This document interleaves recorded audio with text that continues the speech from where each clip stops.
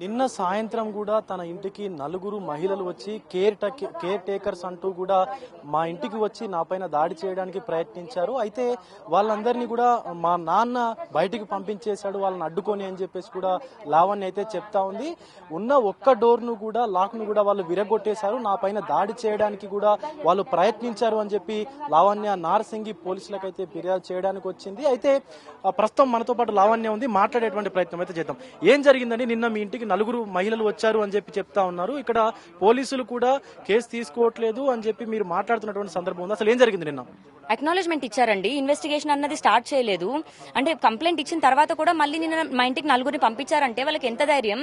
అది శేఖర్ భాష పంపించాడా లేకపోతే రాజ్ తరుణ్ ప్లానా తెలియట్లేదు. నలుగురు ఉమెన్ ని పంపించేసి దాడి చేసి తిష్ట వేయాలి అన్న ప్లాన్ గా వచ్చి అటాక్ చేసేది ఏంటి? నిజంగా ఒకవేళ కేర్ కోసమే అయితే మనిషిని నేను ఉన్నానండి. ఆ కేర్ నేను అన్నోన్ పర్సన్ కి ఇస్తాను, నేను ఆంటీ అంకుల్ కి ఇవ్వకుండా ఉంటానా? ఇలాంటి దాడి అన్నది కరెక్ట్ కాదు. పోలీసులకి అయితే వచ్చి చెప్పడం అదే జరిగింది. రాత్రి వాళ్ళని పోలీసులు దగ్గర నుండి బయటికి పంపించారు, కమ్యూనిటీ బయటికి. ఇప్పుడు ఇంకొక విషయం ఏంటంటే ఆ విల్లాని తాకట్టు పెట్టి సుమారుగా 50 లక్షల రూపాయలు అప్పు తీసుకున్నట్టుగా తెలుస్తా ఉంది రాజ్ తరుణ్ మీరు. సో ఎవరి దగ్గర తీసుకున్నారు, ఎందుకు తీసుకోవాల్సి వచ్చింది అసలు డబ్బులు అప్పుగా? ఎమర్జెన్సీ ఎప్పుడైనా అవసరాలు ఉన్నప్పుడు మా పేరెంట్స్ ఎప్పుడైనా ఇచ్చేవాళ్ళండి. మా పేరెంట్స్ దగ్గర లేనప్పుడు సినిమాకి సంబంధించి కానీ ఏదైనా ఉన్నప్పుడు రాజు మళ్ళీ నన్ను అడిగేవాళ్ళు, మేము మా రిలేటివ్స్ ని అడిగేవాళ్ళం మనీ. అలా ఒక 55 lakhs తీసుకోవడం జరిగింది. ఎవరో ఒక ప్రొడ్యూసర్ దగ్గర 25 lakhs తీసుకోవడం జరిగింది. అది తిరిగి పే చేయాల్సిన దగ్గర 25 lakhs ఇప్పించారు. ఇప్పుడు థ్రెటన్ చేస్తా ఉన్నారు రాజ్ తరుణ్, శేఖర్ భాషతో కలిసి నా మీద థ్రెటన్ చేస్తా ఉన్నారు.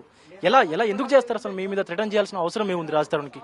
నేను వెళ్ళిపోవాలి అన్న దగ్గర థ్రెటన్ చేస్తూ ఉన్నారండి. లాస్ట్ అప్పుడు కూడా ఇంట్రెస్ట్ కట్టు రాజ్, ఇప్పుడు నాకు ఇవ్వకపోతే వడ్డెట్గా వాళ్ళ అకౌంట్ లోనే వేసే, బట్ పే చేయంటే నువ్వే ఉంటున్నావు కదా నువ్వే కట్టుకో అని అనేవాడండి.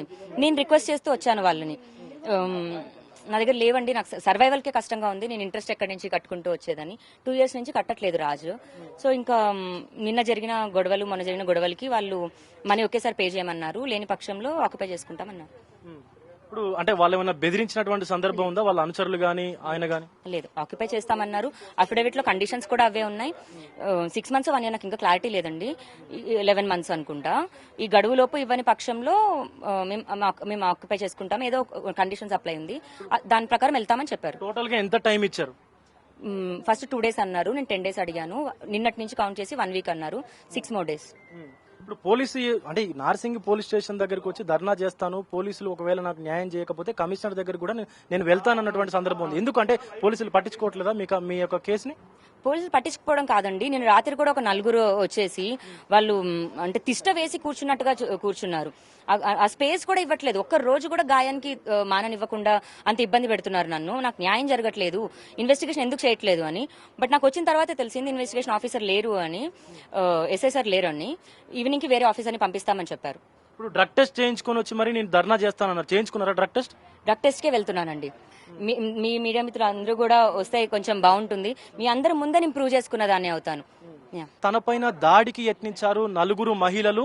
సో వాళ్ళని కూడా పోలీసులు అయితే తీసుకొచ్చారు ఇక్కడికి పోలీస్ స్టేషన్ కి, నార్సింగి పోలీస్ స్టేషన్ కి. కేర్ టేకర్స్ అని చెప్పుకున్నటువంటి ఆ మహిళలు కూడా నా పైన దాడి చేయడం వల్లనే నేను ఈ రోజు పోలీస్ స్టేషన్ వద్దకు వచ్చాను అని చెప్పి లావణ్య కూడా చెప్తా ఉంది. మరోపక్క ఒక మంత్రి, ఎవరైతే మనకు తెలంగాణకు సంబంధించినటువంటి ఒక మంత్రి కూడా వాళ్ళ వద్ద లావణ్య, రాజ్ తరుణ్ ఇద్దరు కూడా డబ్బులు తీసుకొచ్చుకున్నారు అప్పుగా 50 లక్షల రూపాయలు. అయితే ఆ 50 లక్షల రూపాయలకు సంబంధించి వాళ్ళు డబ్బులు అడగడంతో ఇప్పుడు ఇంకా ఈ యొక్క వివాదం అనేది ముదిరిందనే చెప్పుకోవాలి. ఎందుకంటే డబ్బులు ఇవ్వకపోతే ఖచ్చితంగా ఆక్యుపై చేసుకుంటామని చెప్పి వాళ్ళు చెప్తున్నటువంటి సిచ్యువేషన్ కూడా కనిపిస్తా ఉందని లావణ్య చెప్తున్నటువంటి పరిస్థితి కనిపిస్తా ఉంది.